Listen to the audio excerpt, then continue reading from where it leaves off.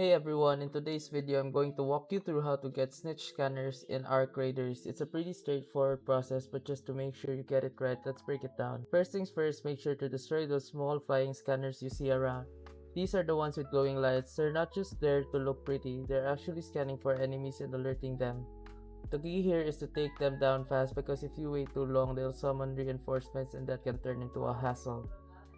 Once you shoot one down, head over to the wreckage and loot it. Inside, you'll find the Snitch Scanner, which is a really handy tool in Arc Raiders. You can use it to call Arc units to take down your enemies, and it's also a requirement for some quests. If you found this helpful, don't forget to hit that like button, subscribe, and turn on notifications for more tips like this. And remember, if this video helped you fix something or saved you from wasting money, here's an easy way to support the channel.